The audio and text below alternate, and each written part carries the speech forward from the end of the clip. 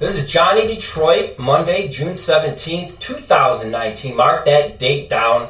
It's the first official Back in the Day podcast. I got Bobby the Bookie, Bobby Liggs with me, and my good friend Mario. It's really important to preface and say that this is the first one. We don't even really have a format, so a lot of this is going to be guided in the future on the feedback that we get from all of you. So we're pretty much just going to sit around and tell some DGen stories from back in the day, field some questions that we take off social media. You can follow me on Twitter at Johnny_Detroit. You can follow Bobby at Bobby the Bookie on Twitter. Mario, I'm going to get him a Twitter eventually, but as of now, you're just going to have to ask the questions to us. So pretty much, if the audio sucks, if you don't really like the formatting, we're interrupting each other too much, whatever it may be, this is the first show. We want to hear the feedback. My feelings won't be hurt. And to me, to make this a better show and podcast, it's going to be important that the people listening actually be part of the show and tell us what you want to hear. And what we'll do is we'll produce what you want to hear. So the first thing we're going to start off with is a shameless plug, because clearly WagerTalk pays the bills. Like I said, it's Monday, and every Monday at WagerTalk, it's $9 Monday at both WagerTalk.com and SportsMemo.com. You'll get all best bets, including 5% plays, normally priced at $30 for only $9. This podcast can be found on YouTube, iTunes, iHeartRadio, Spotify, and all major podcasts. Important, and please, I'm begging you, I'm actually putting my hands together begging. It's important you like and share the show, because the more listens, the more shares we get. We could turn this into a weekly to a bi-weekly and, God willing, a daily podcast if you really give a shit enough of what we're going to talk about. So, like I said on the format, how we're going to do things is open to change. As of now, this is how it's going to be, mainly because I'm the one hosting the podcast and I can do whatever I want. So, the first segment as we came up with is DGen Moments with Mario. Mario is a close friend of mine and Bob's, and to be honest, if you could take your biggest friend with the best gambling stories, winners and losers, just crazy action lifestyle, takes life and lives it to the fullest, I will call your friend and raise you a Mario, and you will go home broke. I met Mario, I'm assuming it was when the Red Sox won the World Series, because this is how I met him. At this time I was with Bob, and he was, pretty much the bank, and I was what you'd call a super agent. And we could talk about this because in the past, the feds have come and shut all this down. So these stories are all things that everybody knows about who would want to put us in handcuffs. So it's okay for us to talk about the past. We had a lot of agents that were under me. I was under Bob, and I was one of his biggest guys in terms of recruiting players. At this time, we were on 5 Dimes through a hookup of mine, and it always cracks me up when I'll hear people, when I tell 5 Dimes stories, say, well, there's no way you could have done that because 5 Dimes have limits. Well, if you were an agent and you knew that and you were booking off their site, they didn't give a shit what you do, so you could take $2,000 on prop bets. So I was trick-or-treating with my kids, and a guy who was, under me gives me a call, and I don't answer because I didn't want the wife to, slash my throat. He calls a few more times, don't answer, he texts me and said, dude, I need you to call me back. Call back, I'm like, dude, what? I was like, it's clearly Halloween. I'm with my kids. I said, Paula is going to whoop my ass. I go, what could be so important you're calling me when I'm trying to take my kids trick-or-treating? He's like, who is this guy, Mario? I said, I don't know. Who's Mario? He's like, the new guy. I said, dude, we get a lot of new guys. He goes, dude, he just bet Dustin Pedroia to hit the first home run of the World Series for a nickel at 16-1 and cashed. So then I paused. Paul's giving me the evil eye. I'm like, who the hell bets $500 on a guy to hit the first home run at 16-1? So that's how I met Mario. And then over the years, whether it's Keno, it's sports, strip clubs, like I said, he lives it to the fullest. And his stories to me are, if you want to get an inside look at the life that we used to live and the action-packedness of when you are in that world, I don't really think there's a better representation than Mario. So Mario, you don't know me really. Go ahead, Bobby. Knowing Mario, though, that 8 dimes he won on that, he probably lost it before Game 2 of that World Series. I don't totally remember. No, that's, as a matter of fact, I ended up running that money to, I believe it was $27,000 that week.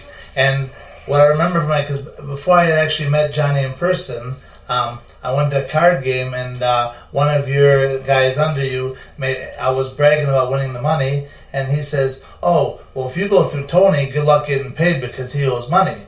So it got me a little bit nervous. So I said to him, and I didn't know who you guys were, so I said to Rodney, I said, "Hey, listen, I'm betting through this Johnny Detroit, and they say I'm not going to get paid this money." Well, Rodney calls Johnny, puts him on speakerphone, and before I meet him, Johnny says to Rodney, "Oh, he's absolutely going to get paid," which I did. Right. But I remember him saying to Rodney, "Yeah," he says, I investigated this Mario guy. He could be the biggest losing sports bettor around. He goes, he meets me, and he just stuck it in my ass." So then the following week, I met him down in Jay Chips' basement playing cards. Well, the funny thing is I also remember, now that you're saying, like, the total, like, because it was I do years remember ago, that now. is the thing with Mario is you would go to bed and I would check. And I remember coming home and, the kids sorting their candy and, you crash and I'd log in and I would check to see how we did. And I saw his total and I woke up and I remember seeing the new total. I'm like, what the fuck? He had some, like, horse race at, like, Golden Gate or some shit. Or he would bet, like, European soccer. It's like the dude would come home from the club, he'd be up money, and he would be like, okay, what can I still bet on? And yeah, it was like $27,000. I had always dealt with the call-in bookies back then, and this was the first website that I was ever introduced to. So to me, I was like a kid in the candy store. I was up at midnight looking like, what can I bet on? No one knew the way I do. I don't doubt that for one second. And that was the thing that I used to always tell people, too, is, eventually, because we became close friends, we always thought it was, in our best interest to not, you bet with me and vice versa. And, I always had people ask about that. And I said, well, this is the best way that I can describe Mario. Is one, he's a close friend. So I don't want to give him some huge credit line and he gets buried. Right. So the other option is you let him have a small credit line, like $1,000. And I said, but this is Mario in a nutshell. If you give him a $30,000 credit line, he's going to lose the 30. You give him a $1,000 credit line, he could turn it into $100. Right. And so, like, to me, it just really didn't make sense. And that kind of leads into the first story of the first podcast that we're doing. And trust me, Mario's enough stories that we could do this podcast and we all drop dead together. Right. There's a really high up host in Vegas right now that used to be in the Detroit area. That was a friend of Mario's. And when I was going out to Vegas a few weeks back, I brought it where I was staying. And he goes, "Oh, I got a guy there." And he proceeds to tell me this story. And he's telling me, I look at him and I said, "Mario, I've known you for, a long time." Right, about 14 years. Yeah, 14 years. And the dude still tells stories that I go, holy shit, I never knew that one. Right. Well, so tell this one. There's so many stories. I've obviously been through so much, and my action-filled life is nonstop. And my man Nabil used to be my host in Windsor. Hadn't seen him in God knows how many years. And I'm playing cards over at the Rio. I get a phone call from a 702. Didn't answer it. He leaves me a message, says, "Mario, you were in Vegas. Why didn't you call me?" So I call him back. We sit down and we had coffee. And I explained to him, "Listen, I don't bet like I used to back in Windsor. I'm out here playing poker." And he's like, "Hey, whatever you want, I'll take care of you." So then I introduced him to a couple of my friends out there, and he has to remind me of the story and also tell them of the time that we went to Vegas together. It was me, him, and his brother. Went out there for a couple of days. I went through the money. I went broke with the money I had. And he says to me, and we were staying at the Flamingo, he's like, "Hey, if you want to go to MGM, I got a $5,000 marker." I says, "Let's go to MGM." So I sit down on blackjack, and I turn that $5,000 into $30,000. So we're all happy. I said, "Okay, that's it." I give him his $5,000 back so he can go pay his marker. And me and his brother proceed to go to the Studio Cafe. Well, we sit down, we get a table, and I says to his brother, "You know what? Let me go to the bathroom and wash my hands. I'll be right back." Well, I walk by the dice table. I says, "You know what? Let me make a quick 5,000. I put 5,000 in the field, and I lost. I put 10,000 in the field, and I lost. I put another 10,000. I lost. So now I'm red. I'm disgusted. I went back to the cafe, and his brother says, "What's wrong?" I says, "I'm broke." He says, "What do you mean you were broke?" He goes, "You just had 25,000. I says, "I'm broke." So then Nabil walks up from paying his tab or for his marker and says, "What's wrong?" His brother looked at him, and his brother was not on the gambling scene. Nabil knew my history because he sees what I'm capable of. So he wasn't as shocked. He wasn't as shocked, and he says to Nabil, "He went to wash his hands, and he lost 25,000.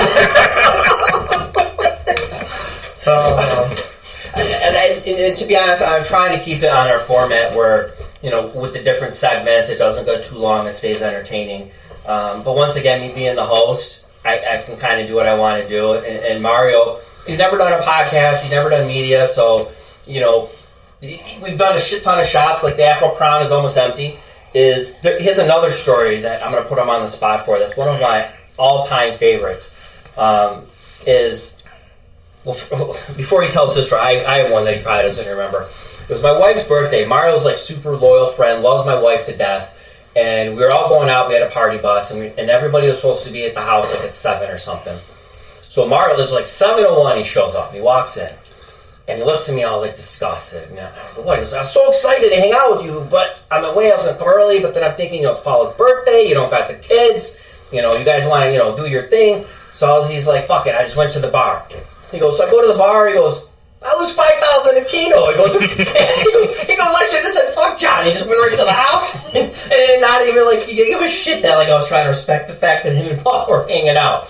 So there was a time that you make you're pretty wealthy. You make a lot of money in the construction business. So when you hear his crazy stories, he's not a guy robbing liquor stores or taking his kids' college fund and draining it. He's a wealthy guy that he loves enjoying life and he loves gambling.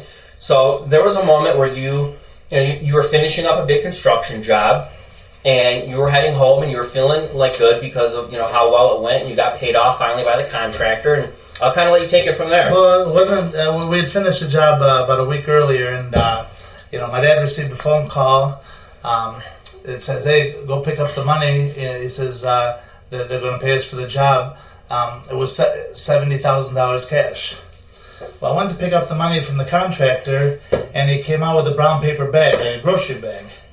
And I looked in the bag, and it was all 10s and 20s. I'm like, God, what a mess. So I says, you know what? I says, maybe I'll go down to Motor City. I'll go gamble. And meanwhile, I'll basically call launder money or do what you want to color up the bills into $100 bills. So I took $10,000 in 10s, 20s, went and played. I lost.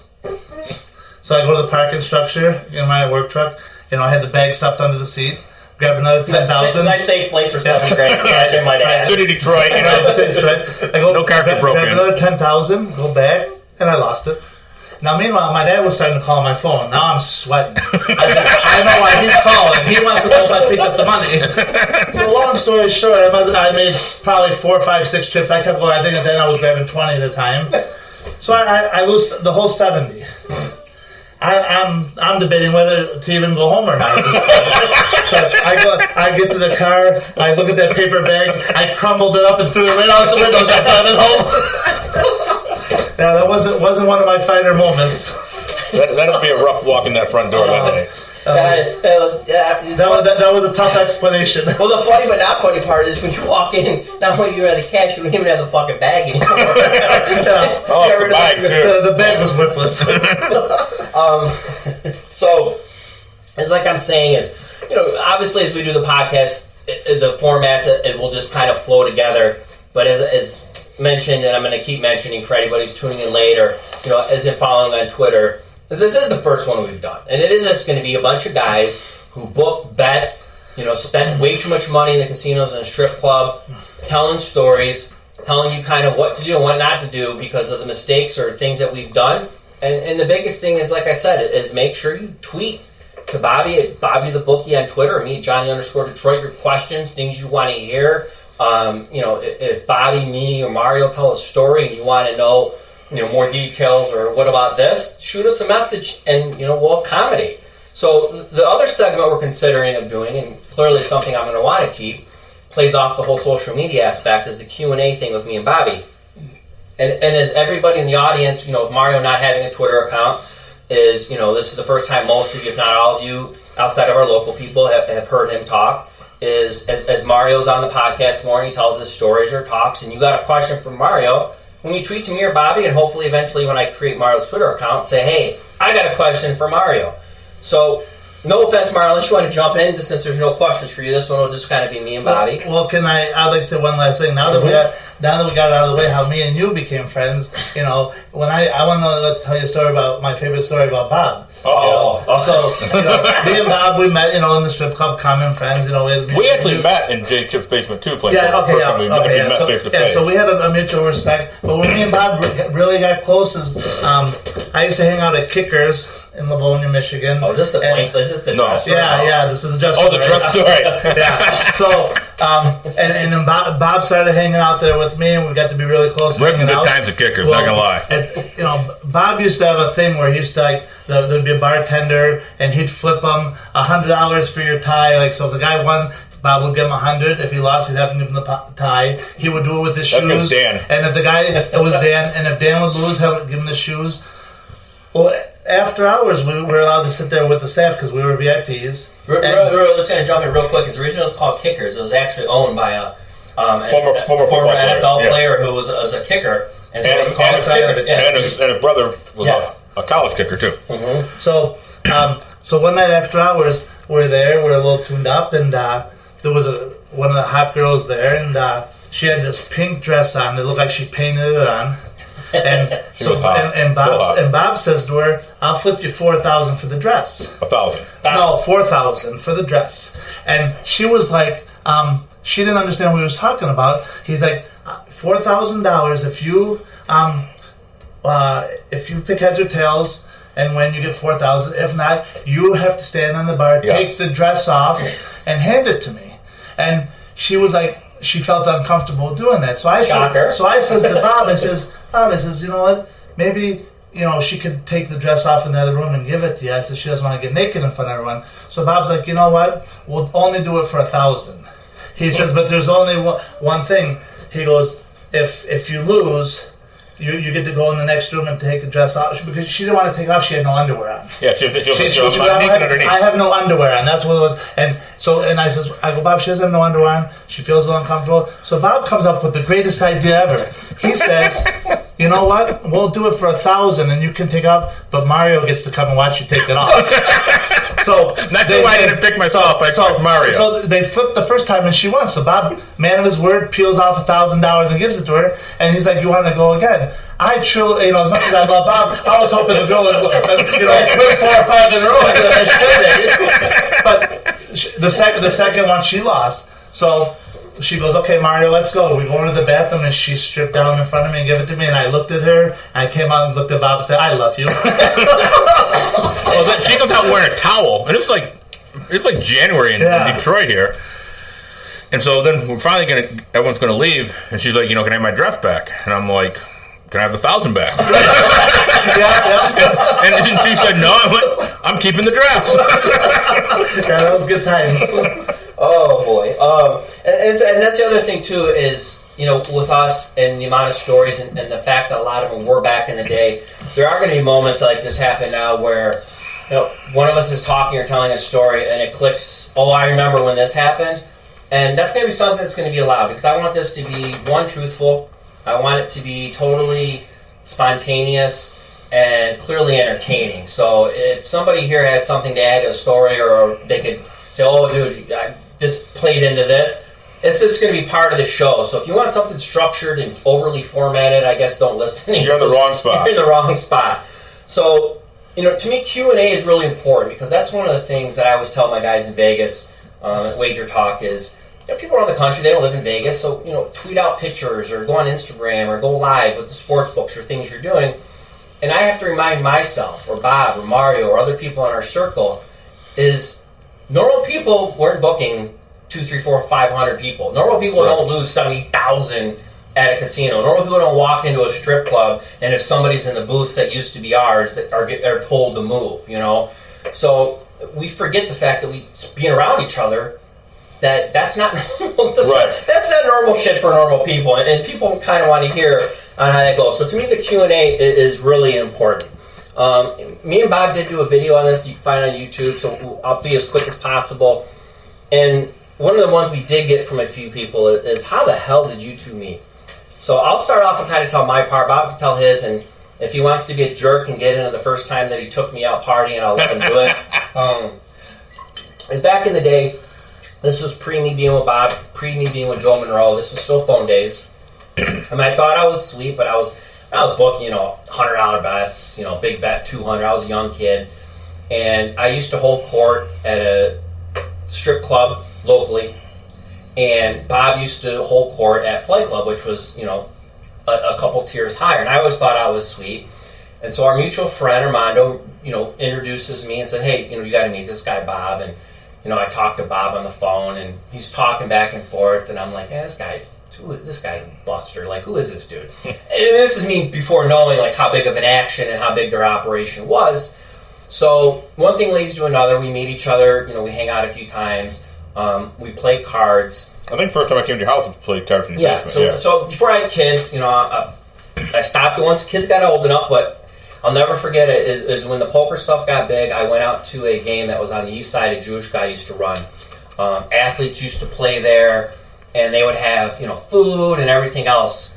So I was like, dude, I am totally gonna do this. And I used to run card games. I had the Riff Girl giving massages and serving drinks, and from there I went and was running 2 tables a night, and I was the one running most of the games. And from there, I talked to Bob, and we went out to this high-end game on the east side, and we kind of hit it off. And it was just one of those things where you just get a bond with somebody. And literally, I think I got married within a year, and you were in my wedding. Yes, I was. So, I mean, everyone in the wedding was like all these long-term friends, and me and him just like hit it off so well. And the fact that he stayed friends with me, and then I'll let Bob kind of tell his end of how we met, is I prided myself back then. I mean, nobody was running local card games. And it's funny seeing these charity casinos or people trying to run card games. Like back then, like I was the only one. I stole the game from the east side, stole the concept, the food. I got the hot girl. We had 2 tables, dealers. And one night we were running, and it was like a lower stake game. It might have been limit. It was like 5-10 limit or so. I don't remember what it was. Like a 1 to no limit. So every pot is getting potted in like max. And then it's like quads over quads. Like, dude, what the shit? I've never seen this before. 3 hands in, it happens again. And somebody looks, and then another person looks. When somebody was running bad and requested a deck change, Jeff goes behind the bar, grabs a new deck, doesn't pay attention. It was a pinnacle deck.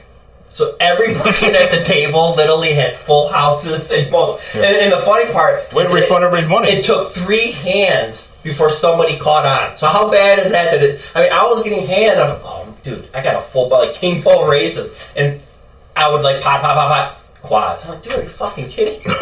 So the fact that we went three hands in, the fact that he still wanted to be friends with me, led to the point that he was at my wedding, and him, Mario, a few other people are to me. I consider some of my closest friends. Is that's kind of how we met. Is we were bookies, and then from there, I'll just fast forward. And I'll hand it over to Bob. Is I kind of wanted to expand my action, and one of the things that I had before other people is I knew people offshore. I was one of the first people, probably in Michigan at least, to be on a good site. I know for sure I was the first person on 5 Dimes. Is we partnered up. Bob was, the main bank, which allowed me to expand my operation. We became super close friends.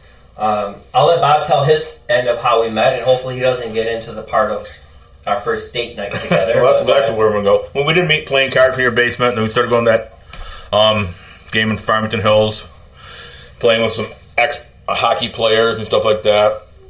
And I don't believe we did too good back then. No, I still don't do that. I sucked. Yeah.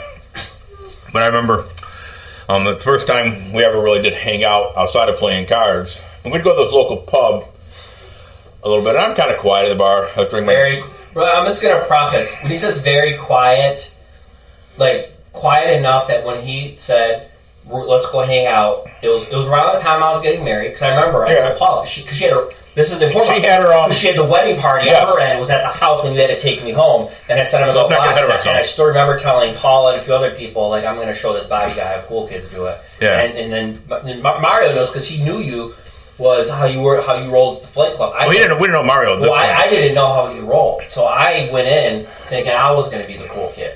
And so I picked you up at your house. I got taken to school pretty quick. I picked you up at your house in my Porsche. I remember. Mm-hmm. Got to show off for our mandate. Go to the Flight Club, walk in, just get, my booth right there, shot girl right upon us, all of a sudden, we're just pounding shots. Well, I got to jump in because he's not giving himself credit. is we walk in, and if you're ever in the Flight Club or you're local, when you first walk in, when you turn that initial corner after you pay the cover, there's that very first corner booth. Oh, after you do what? After you turn the corner. No, pay the cover. Not you, I'm talking normal people. Is you turn the corner, that very first booth was Bobby's booth. Like, that was where he sat. If you were in there and he came in, you had to move. And it blew my mind. Like, we just walked in like he was a rock star. I'm like, okay, maybe he's not as lame as I thought. And then we sit down, and I'm not going to say her name, but she was a very, my wife knows, so I can say this. I got a thing for Asians. It was a very attractive young Asian shot girl. She immediately sits down. Another attractive blonde sits down. Bob goes in his pocket, pulls out a knot, buys both shot trays. $400 a tray. And I remember I think he was wearing maybe shorts at the time. So immediately the Asian girl's hand goes up his shorts. And I'm like, dude, who is this fucking guy? So say the guy that drinks genuine drafts at the local pub. Yeah, so it's like an hour in. And anybody who has been there knows how the booths are situated. They're like the semicircle booths. And there's like maybe 4 or 5. And there's the big booth. Right. And there's the bathroom. I'll never forget, I had to stand up, hold the corner, and almost like jump to the next corner. I couldn't walk and go to the next one. I finally ended up coming back and saying, you got to take me home. Like, I can't. We're like 2 trays in. We had a couple of drinks, and all of a sudden he's like, I got to go home. I'm like, it's like 10:30. We're going home. Might have been a little later than that. I don't totally remember. So I remember I was puking out the side of your porch. We're driving up Michigan, and the guy's throwing up outside, out the window of my car. And you take me home, and the crazy part is a lot of my wife's friends I really didn't know well. So mind you, Paul was young. Right. We're getting married, and this is the wedding party at the house, and here comes her husband. I'm more or less carrying you. And he's carrying me around the corner. And I take you out in the back. And I'll never forget, like, I went, because in the basement, it was the party basement before we started popping out kids, and it was nice out, but not hot enough to have the air on, and I went right in the bathroom in the basement, and I remember I was puking my brains out. And to this day, like, I think that's one of the reasons a couple of friends still don't like me to this day. Like, dude, are you really marrying this fucking guy?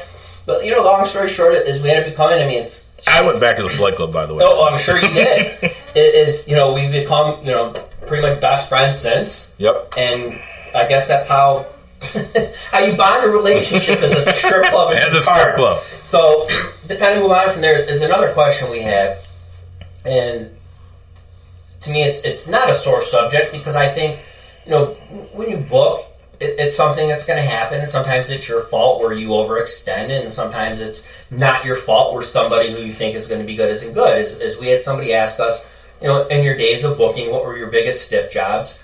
And mine, I'll never forget, a close friend of mine referred a guy who was really good. And I'm going to have to explain this part of it because I know there's going to be people listening to this going, what? This is total bullshit. I got to take a drink of water so you hear me cough. He was literally a professional slot player. So everyone right now go, oh, whatever, dude, those are sucker bets. And I got the nerds and the haters going, well, you can't win on slot machines. Well, the truth of the matter is when gambling first started becoming legal, and all the casinos around the country were opening up, and Indians and Detroit opened 3. There wasn't enough people trained or who knew how to properly run a casino or knew the gambling math or whatever behind it. And then when all of these casinos were opening, the main goal was they wanted to do land grabs. So when Detroit got the license for 2-3 casinos, all the casinos, their goal was to get as many players as possible, and they were doing all of these crazy promotions. So what these guys would do is they would monitor this kind of stuff, and they would do the math, and they would say, based off the play, the tickets or comps or whatever they were given was higher than what if you found the perfect, like the 1% type machines that you had mathematically an edge. And, I want to say it was MGM. And if you guys remember the casino, jump in. As I remember, they did something, and I think they even brought in Regis Philbin. I'm doing a shot real quick, so hold on a second. These two are pounding shots. Pounding shots. I am not drinking right now. I did think like 30 cars in 30 days. So they did the math on what earned you a ticket into this tub versus if you played on a machine that was as close to like a break even as possible, you got more tickets than you should. So they played literally 24-hour teams nonstop. And I think they went like 16 or 17 of the cars. Like people was riding, they got blocked. So I knew he was good for it. he loved to bet golf, and he was betting between 2,000 and 5,000 on golf matchups and golf futures. I was with Joe at the time, and Joe took, the biggest action, so he didn't give a shit. And I'll never forget, he was down 40,000 because his credit line was 40 grand. So he was down 40,000 on Sunday at midnight. And he was supposed to pay, and his agent, a mutual friend of all of ours, called and said, hey, he wants to get his stuff in when the lines come out, the tournament start on Wednesday. I'm going to see him Wednesday night. Can you open up his credit line again? I was a little hesitant, but he was always good, and I knew what he did, and the guy vouched for him, said he'd be responsible for it. So being young, naive, and not really saying that like I'm giving him another 40. So I opened up another 40. He ends up betting like not non-golf, but other shit before Wednesday, and I think he dropped like another 32 or 35. So now he's on 75. And so for all my future bookies out there, this is a quick lesson for you. If somebody's down 40, you're better off getting your 40, because if now you let them lose another 40, now they're down 80, and they don't have that other 40, they're not paying you that first 40. They're just going to say, screw it on the whole 80. So he ended up stiffing for the whole 70-something grand. And I'm not going to lie, it was something like, rash and impulsive decisions of who to call, how to get the money came into play. But in the end, with how big we were, how much money we were making, this isn't the movies, this isn't some street corner thug, for $30 is going to shank somebody. It was big picture. At this point I had a wife and kids, we're making good money, what am I really going to do? I had to write it off. So to this day, that, 70 to 75,000, I don't know the exact figure, was probably the biggest stiff that I ever had in my booking career when I was with Joe on 5 times. Bobby? I don't really remember my biggest per se. I mean, it's got to be 6 figures. Just we've taken a lot of crazy action. And, there's different levels of stuff. Sometimes, you bleed a guy out. You beat him for 5,000 he pays, beat him for 5,000 pays, beat him 5,000 pays. And then, eventually they run out of money. That, does still suck, but, that you can deal with a little bit. The one that I remember that really pissed me off, it was a guy going through a guy. And the first guy, he was always good. He always paid. If there were Chaldean guys, we took a lot of Chaldean action back in the day. And they were both killing us.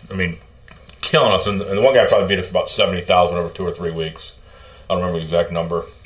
But then we finally got him, and I think we beat him for about 40,000 the next week. And the one guy, I don't know what he owed. Say he owed 20. He goes, well, here's, the money I owe. The other guy's, not returning my calls. And I'm livid. I'm hot as can be. And especially if there's somebody who's winning. Like that's the whole thing. Is somebody comes in and they lose, and stiff, it still sucks, but it's justifiable. This guy, we paid him a lot of money. And I was usually the rational guy. I had a partner back in the day. And I was usually the rational guy. But this time I was not. I was pissed off. And I was driving to the east side, driving down 696. And I had a bat with me, and I was going to his office, and it was not going to be pretty. I was going to hurt somebody. And my partner called me and kind of, talked me down. You can't do this. And he was 100% right. And so I met this was also an agent too. I met the agent there, and we went in, and I knew the guy, and we talked. He kind of explained the situation and I didn't leave there happy, but, Well, but I didn't do the wrong thing. How's that? That was the one that pissed me off the most. Around 40,000. And that's the thing too, is the fact of you have to kind of keep those emotions in check. And to be honest, he was up and he stiffed.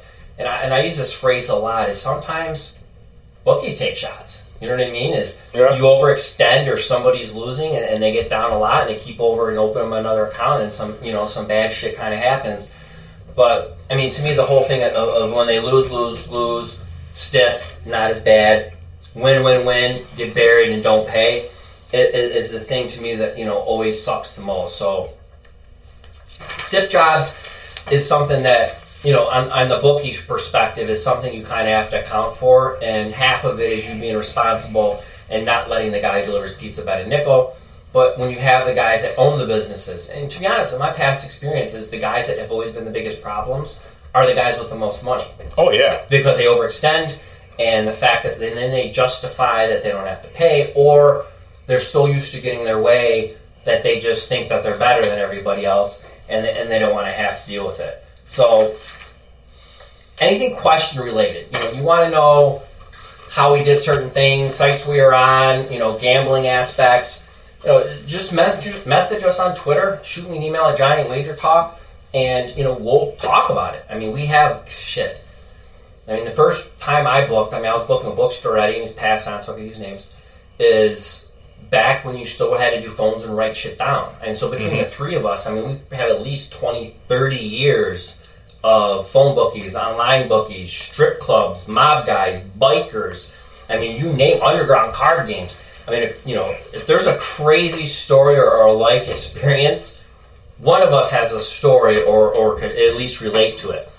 So we're going to go on from here, and then I'm gonna actually change things, and I'm going to let Mario tell a story, so I might put him on the spot. If he changes his mind, he doesn't have to. So we're back to shameless plug time. Once again, Wager Talk pays the bills. I know it's Monday, but tomorrow is Tuesday, and always on Tuesday, Wager Talk is $2 Tuesday, where we take the hottest handicapper and you get their best bet for $2. Bobby was fresh off a sweep on Sunday. He had a 5% winner in the WNBA. All right, good job, Bobby. This is no shit, though. Bobby, since I talked him into coming on Wager Talk and using his connections and the guys that he used to book action for and whatnot, and said, look, as Bob calls it, the day the music died. Yep. The day the music died of when the Fed closed everything down. January 25th, 2010. Is why not turn it into a legit job? Come to Wager Talk, sell picks, use your story, your connections to make money. Since Bobby's joined Wager Talk, he's 62% in the WNBA for a lifetime record of 93, 57, and 4. And the funniest part is, I dare anybody to find a legit, reputable, documented source that over 3 years is 62% in WNBA. Bobby cannot name one WNBA player. All he does is he had guys that used to smoke him in WNBA that he would take to the Flay Club and spend a shit ton of money on, take them golfing and do whatever. And, when everything ended, they were guys that, he wasn't just their bookie, he became their friend, but they were still sharp and moved WNBA, and they looked at it as, hey, if I give him access to my accounts, so be it. Bobby was always there for me. He took my action to, know who the sharp guys were on. So, we're going to hook them up. But don't forget, tomorrow, $2 Tuesday is going to be Bobby. So WagerTalk.com. It's also SportsMemo.com. They're going to have Joe Ranieri. He just joined the family over there. If nobody is aware who Joe is in the handicapping world, he is an amazing radio and podcast host out of Florida who just lives sports gambling. And he just joined the Sports Memo family, and his best bet's going to be tomorrow for $2. So moving on to the next segment, and this is the one that has me a little nervous. We kind of prepped, and Bob and Mario both told me a couple stories. They got shot down. And I kind of had to make this face of, ooh, we should start off a little bit vanilla. Well, so those might be a little too explicit for our first show until people know what they're getting into. So I'm gonna give Mario the benefit of the doubt, and if he wants to jump in and tell a vanilla strip club story, which he has probably as many as Bobby does. You can't clean that one up. I'm gonna let him do that. But if he doesn't have it because I'm catching off guard, that's cool. Bobby had a couple prepared, but once again, me being the host, I can do what I want. And it's one of the perks of, to me, always been being a guy versus a gal, is a guy would want to bang a chick if she was hot, if she was homeless, stupid, and had no job because she's hot. Or a girl, if you have money, if you're an alpha, if you got a personality, to them that's more, not saying that, they're into girls that want the Brad Pitt and the six-pack, but on average, girls tend to be more attractive to those alpha males. Right. Bob doing what he does, clearly was an alpha, and, he dated a godly amount of amazingly hot, just turned old enough, young, blonde, Asian, you name it, strippers. And he was, at the time, dating a girl who wasn't a stripper, who was a normal 9-to-5 type reputable girl that maybe didn't know really the true details of Bob's inner character and how much he liked young strippers. And, they were dating, but Bob being Bob, he also had to date, the shop girl, the stripper, and, bartender here. So there's a story that There's two stories. She was a good girl, and she used to hate when I go to strip club. Hated it. I wonder why. Well, I had a client. I met there every Friday. Every Friday, he gave me $5,000. Okay, 5 dimes every Friday. And then I'd come home, and I got 5 dimes. I'm in a good mood, right? And she'd be pissed off at me because I'm like, he wants to meet there. What am I going to do? It's who you are. Honestly, it's kind of an excuse for me to go, but, I didn't tell her that. Yeah, and Paula doesn't want to hear that either. I'm sure she's going to listen. I'm not going to say, sometimes you have to take your clients and you want to entertain them because, anyone go to a corner bar, but if you have somebody who's a good agent of yours or a player that, has lost a lot of money, to take them to the Flight Club and splurge and spend a ton of money is just a smart business move. Yeah. But I'm not going to lie, there are times that maybe we push saying, hey, let's meet at the Flight Club. Right. So, Bob, one time, he had... I'll tell the story. Go ahead. It's just the famous cheesecake story. Go ahead, Bobby. So, this was back when we were answering phones. And I was living with my girl, and I was dating this 20-year-old stripper. I know she was 20 because I took her out to dinner at Cameron's. And, she got carded, and the waitress looks at the girl's ID, fake ID, looks at ID, looks at me, looks at the ID again, looks at me, and then does end up serving the girl. But anyway, so it's a Saturday. We're answering phones, and we used to run office hours. So I'd get there about 8:30 in the morning. To you millennials, back in the day, before it was easy, and just go online and bet what you wanted, and the site did your math, and you could bet in game.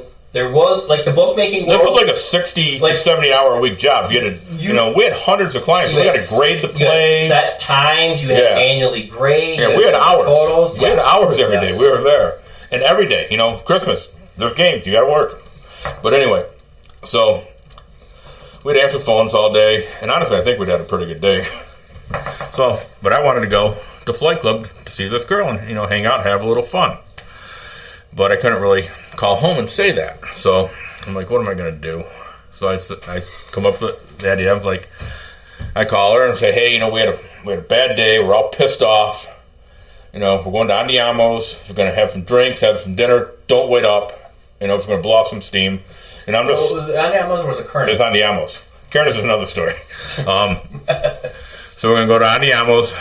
And this is, what I'm going to do. And I don't I just tell her because I'm pissed off. We're in a bad mood. I'm faking being in a bad mood. Right. This is what I'm going to do because we got to do this. So she's okay, cool. That's okay. I understand. Do what you got to do. Bring me home a piece of cheesecake. I'm like, fuck. I'm going to Flight Club. They don't have cheesecake. So I'm like, what am I going to do? I got to bring her home some cheesecake. Because she didn't trust me anyway, which obviously why would she? But you heard that line laughing at me when Bob and Mario tell stories, and they question why somebody might not be sure of the validity or trustworthiness on them being with strippers or whatnot is my line will be shocker. So I call this buddy of mine who's on my way home. I'm like, dude, I need a favor. I'm like, I'll give you $100. Go to Andiamo's. Excuse me. Give me a piece of cheesecake. I need an Andiamo's bag, napkin. I have to say Andiamo's on this thing. I'll be by 1 a.m. to get it, whatever.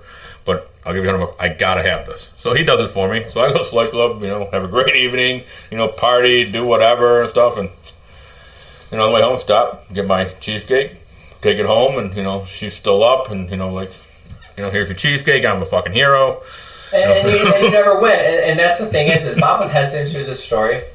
And considering we're about, whatever time we're into this right now is, to this day, I don't think said girlfriend is aware that piece of cheesecake that she ate that night cost Bob $100. Cost me $100 because he never actually went to Andiamo's that night, and he had to pay somebody when she caught him off guard. I remember it was vanilla bean, and I remember she was like, "You want to try it?" I'm like, "I do want to try this cheesecake for $100. For $100, I do want to buy it." So Mario, we could either move on, or you had something. No, I got nothing to add at this point. You brought up Kieran. Do you want to hear the Kieran story? Sure, why not? It's over here. This is when I used to always say I got to go meet clients, and I would go to the Flight Club. Paul, just so you're listening, when I was saying I had to meet clients, I'm not Bob. I really was meeting clients. I was a scumbag. So Kieran's in Dearborn. Remember Kieran's? Okay. Now, where Mondo used to live. Yeah. Oh, yeah, he's from the car games. Mondo used to live in town. He's from the car games. I would always tell her I was at Kieran's, and I always said I got a New York strip there. Okay. I remember this story. So I come home from. But real quick, is he never fucking went? I'd never been there. Never went there. So we're at a bodybuilding show in Dearborn, at the Hyatt or something. I don't totally remember. And we're leaving, and we're gonna go get something to eat. And she's like, "Why don't we go to that place you go all the time?" And I'm like, "What are you talking about?" And he's never been. And she's like, "What?" I'm like, "What place?" She's like, the Kiernan's." I'm like, Because, like, I know it's on Michigan Avenue, but I don't know exactly. I mean, I've driven by it a million times, but I don't know exactly where. And Dearborn parking's kind of funny, so I don't really know where to park. I don't know where the door. I know nothing. I don't even know if they have New York strips on the menu. So I'm kind of not wanting to do this, but she wants to do it, so I'm totally screwed. So I pull it off. Like, I don't remember who drove, but, we drive there, we walk in, and I'm like, I don't know what the freaking bathroom is. I've never been in the building in my life. She puts the menu down. I'm praying to God there's a freaking New York strip on the menu. Right. Because that's his favorite thing he's ever been. And I have to order it. Because, according to, I've been going here for years to get the New York strip. But, yeah. That's the Kiernan story. Well, I mean, that's the thing is between the cheesecake, the Kernans, and the amount of other stories, that's the craziest thing. Is if we just sat and let this podcast spiral into like basically like a dirtbag is what it is. It could go one after another. So and that goes into the whole thing of what would you prefer to hear? Do you want to hear more bookie stories? Do you want to hear some strip club stories? Do you have questions about gambling or bookmaking or whatever it may be? We don't want to do this to hear each other talk. Like, we've done this, we've lived this. Whenever we get drunk enough, we tell the same goddamn stories to each other over and over a bunch of times. So we're not just doing this for ourselves. We kind of want to just share the stories of what we've done, and if this is something no one gives a shit about, then this will be our last podcast. But if people are entertained, let us know, and we'll do more. So the next segment, as of now, until we get our feedback, is we're going to do a Remember When segment. And, as mentioned originally, Mario was just going to sit in to do his, spot one with, his stories. But, he's hung out the rest of the time, so I'm going to let him jump in if he has a story or something he wants to add. This segment is going to be more, in future podcasts, we're not going to explain what every segment, why it's there and what it's about. So this being the first one, it's kind of important. So the Remember When is going to be, there's so many crazy things. Athletes, stiff jobs, superstitions, crazy games, just crazy shit that has happened in our life of what we do that is just almost entertaining and funny to talk about, or interesting, or somebody might go, dude, I never knew that. So mine is, it's not crazy interesting or crazy entertaining, but to me it's kind of funny because to this day when I see it, it still makes me chuckle. And also the fact that I remember when I brought it one time on Twitter is I had some haters say, oh, there's no way that you could have bet that because 5 Dimes doesn't take that. And it goes back to the beginning of the podcast is unless you actually had friends and were connected and you had an agent and you bet on 5 Dimes and you could bet it wherever the hell you wanted on whatever you wanted. I'm not even sure if they still do it because, once 5 Dimes stopped taking headcount action and me and Joe had to leave, then, I don't bet on 5 Dimes currently. At one point, 5 Dimes had a prop bet that was who would Lee Corso pick for, the game day selection of the week. And for those who watch the show, you know how it goes. They talk about the game, and then the highlight is at the end is Lee talks who he likes, and sometimes he teases he's going to take, Mississippi State and not Alabama, but then he takes the Alabama hat and puts it on. The crowd goes crazy. Well, 5 Dimes, to their credit, was really creative, and they would take a lot of crazy prop bets. They take WrestleMania, just off-the-wall shit. So 5 Dimes at one point used to book action, and they had a prop on who Lee Corso would take because it was always based off game day, so they knew where game day was going to be, and it would be, who was Lee Corso going to pick for the week, and it'd have the 2 teams, and they would take the action. Well, I used to have a guy that used to bet with me that was in Vegas, and he was a high-up guy in a casino, and super nice guy, not the greatest gambler, and he was always like calling in favors or, hey, I got a guy that, I take care of at the casino that's involved with X program that told me this, and it wasn't inside like the games were fixed information, but enough information of he knew the people involved with the program that would help. So one day he calls me and he goes, hey, Johnny, he goes, I know on 5 Dimes that they have this, and, I'm not going to be a douche and bet it into you, but maybe this could be something that's of value to you. I got a guy that through a mutual friend, he's on the production team, and the way that it works is Lee has to tell everybody Thursday late afternoon and today who he's using on Saturday. So I'm thinking like, holy shit, like 5 Dimes books this shit, and I'm going to know, 3-4 days in advance. So we had a run where, we were going with guys that were booking at the time on 5 Dimes and betting this prop. But with anything, whether it's a fixed game or inside information, eventually it leaks or gets out, and somebody has to sound cool and tell somebody. And it got to the point that, say, just for sake of argument, Michigan's playing, Wisconsin. So more of a coin flip game. It's in Wisconsin. So the line's during Michigan's good years, is Michigan's minus 170, Wisconsin, is plus 140 or whatever. It's $5 to put the line up. 15 minutes later, Michigan was like minus 900. So it eventually went to shit, like everything that was good. But to me, it was just one of those things that shows, and when people bitch a lot of these sportsbook of why they take these low limits on things like Game of Thrones or wrestling or whatever it is, it's because of people like me. It's because back in the day, before when the internet first started, is if you knew somebody who was on set or involved with whoever, they would tell you in advance what the plays were. So my first remember when story for this segment, it's going to flow a lot smoother in the future, is the fact that when, back in the Five Dimes days, we knew who Lee was going to pick for that whole season in advance of who he was going to use, because we had a guy who was on the set, that a guy who owed money owed us a favor and said, dude, if I tell you who he's going to pick, can you lessen my tab? Bob, I'm going to hand it off to you. Well, people ask about, do we have any superstitions and stuff back in the day? And being books, we were very superstitious. We went on a bad run. We'd throw our computers out. We had the Don Best screens, new computers. These computers, they don't work. Or, we'd change our legal pad if we were taking notes on and stuff, whatever. I remember one time we went on a particularly good run, and then this pen finally died and stuff. We had tape to the wall behind my workstation. And we taped it to the wall because the pen had run so good. And one of the guys, this guy that worked for us answering phones, he had the stuffed bear. I totally don't remember all of this. But we would feed it money. Like, if we were on a bad run, this bear had like $10,000 stuffed in it at one point. We'd feed this bear money to try to change our luck. And, sometimes it worked, sometimes it wouldn't, but that's a lot of dumb, superstitious stuff. I will say that, honestly, is with the advent of the online thing, is the superstition stuff isn't as much as it used to be. No, this was back in the phones. In the phone days is, and this might be a story for another day, is lucky pens. Yeah. Lucky TVs.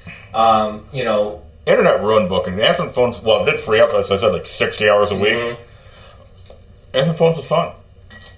It was a job. It made you appreciate and really understand your clients even more. You talk to them every day.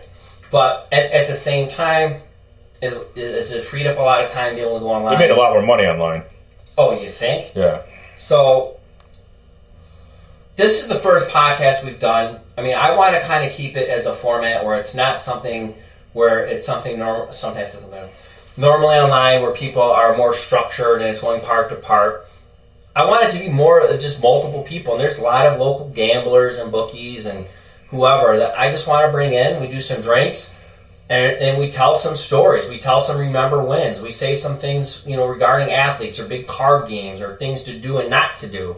So, and I can't reiterate this enough, is, what you guys want to listen to or hear is what's going to evolve this show. So reach out to me and Bobby. Tell us what you want more about Bobby, more Mario, less Johnny, more talking about this, whatever it's going to be. This is a beta run. So, this is something where we need to hear the feedback from everybody. And we're looking to do this every week. And from here, hopefully every bi-weekly as we get closer to football season. So we don't have any songs yet. I got a guy who's working on an intro and a close and cool little sound effects.